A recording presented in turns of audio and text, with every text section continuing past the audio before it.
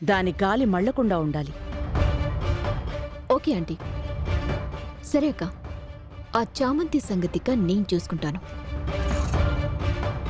ఏం చూసుకుంటావు? గుణాన్ని రప్పిస్తా, వాడే చూసుకుంటాడు. జైల్లో ఉన్నాడు కదా నిషా. మినిస్టర్ కూతుర్నాక బెయిల్ మీద రప్పించలేనా? Don't worry. చామంతి మీద వాడు చాలా పగతో రగిలిపోతున్నాడు. మీరు చెప్పినవన్నీ వాడు చేస్తాడు. చేయిస్తా. చేయించు. చామంతి చెల్లెలైనా ఇక్కడి నుంచి పంపడమే కదా నా కల.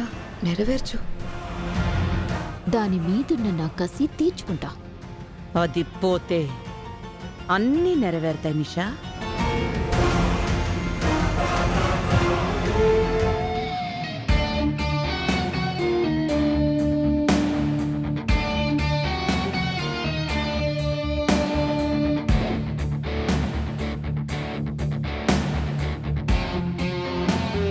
గుణ,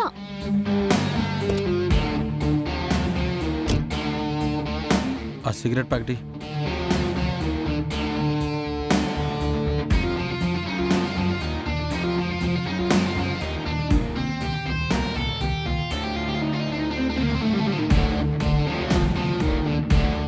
అమ్మా, వారం రోజుల నుంచి తాగడానికి మందు లేదు, సిగరెట్ లేదు. తప్పు చేసి ఎక్కడికైనా వెళ్ళొచ్చు గాని జైలుకి మాత్రం వెళ్ళకూడదు. అసలు నీకు బెయిల్ తీసుకురావడానికి చాలా శ్రమ పడాల్సి వచ్చింది తెలుసా? అది నీ వరకే తేగలిగాను, మీ నాన్నగారికి కుదరలేదు. నన్ను మా డాడ్ని జైలు పాలు చేసిన ఆ చామంతిని, ప్రేమ్ని వదలను. ప్రేమించేశాడు గుణ. ప్రేమ్ అంట చూసుకునే కదా అది రెచ్చిపోతుంది. ఈ పాయింట్ ఓకే. ఆ అంట దానికి లేకుండా చేస్తావని, చామంతి ఇంకా పీక్కి వెళ్ళకూడదని, చామంతి మీద నీకున్న పగని తీర్చుకుంటావని నిన్ను బయటికి తీసుకొచ్చాను. వాళ్ళ విషయంలో నాకు భయం ఇస్తోంది గుణ. నీకు చామంతికి జరగాల్సిన పెళ్లిని ఆ ప్రేమ్ ఇలా ఆపాడు. రేపు నాకు ప్రేమ్కి జరగబోయే పెళ్లికి చామంతి ఇతన్ని కుట్ర చేస్తుందేమోనని నాకు చాలా భయం వేస్తోంది. అది జరగదు నిషా. నేనొచ్చాక అస్సలు జరగనివ్వను. చామంతి జీవితాన్ని నేనే నాశనం చేయాలి. ప్రేమ్ నీకే చెందాలి. ఇది ఆ దేవుడు రాశాడో లేదో తెలీదు. ఈ క్షణం నుంచి ఈ గుణగాడు రాస్తున్నాడు. ప్లాన్ ఏమైనా ఉందా? నువ్విప్పుడు ఏం చేస్తావంటే,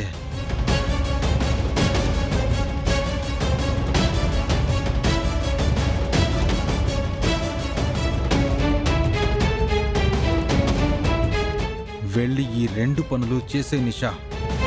ప్రేమ్తో నీ పెళ్లి నిశ్చయం చేసుకున్నట్టు ఉంటుంది, చామంతికి శిక్ష వేసినట్టు ఉంటుంది. ఓకే గుణ, ఇప్పుడే మా డాడీతో మాట్లాడతాను. చామంతి, ఇక నీ బతుకంతా నా కాళ్ల కిందికి రాబోతుంది. దీన్ని ఎవ్వరూ మార్చలేరు.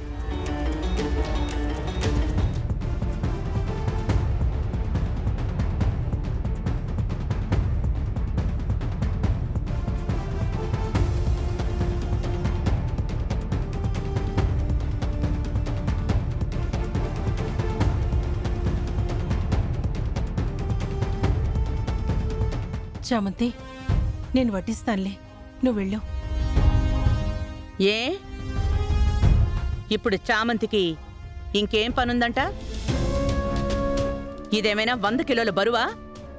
వడ్డిస్తుందిలే.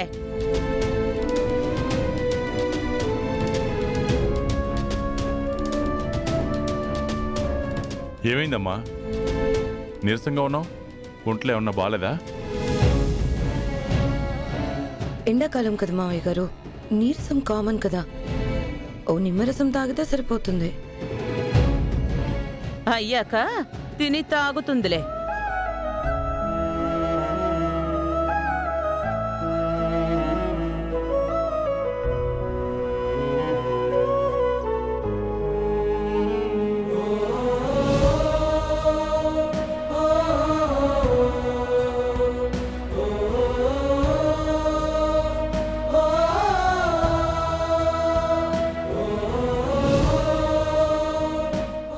గట్టిగా నిలబడలేకపోయాను చామ్. సారీ.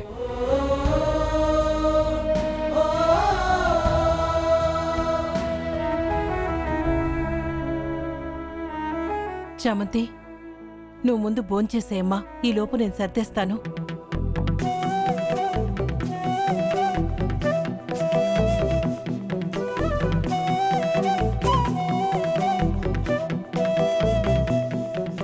ప్రేమ్ బాబా అన్న వదిలేసారే, వేస్ట్ చేయకూడదు.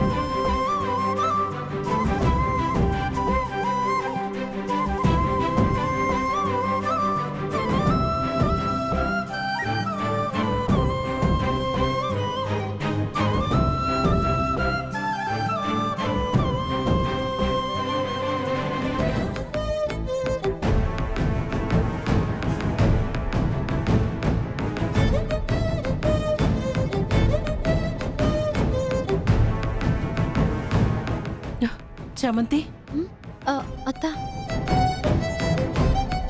ఏం చేస్తున్నావే? ప్రేమ్ బాబు తిన్న కంచంలో నువ్వు తింటున్నావేంటి? భర్త కంచంలో భార్య మాత్రమే తినాలి, నువ్వు తినేస్తున్నావు. నేను అంత ఆలోచించలేదత్తా. ఉదయం నుంచి ఏం తినలేదు కదా, అమ్మగారు కూడా తినమన్నారు, నువ్వు తినమన్నావని బాబా అన్న వదిలేశారు, పడేయకూడదని తింటున్నానత్తా. సరే, త్వరగా తినే. ఇప్పుడు ఎవరైనా చూస్తే దీన్ని మళ్ళీ పెద్ద గొడవ చేస్తారు.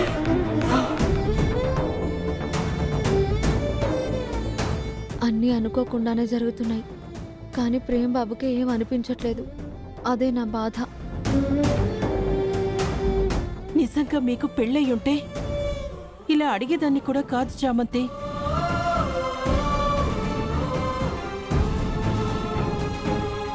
ఏం చెప్పాలత్తా, పెళ్ళైనా చెప్పుకోలేని పరిస్థితి నాది.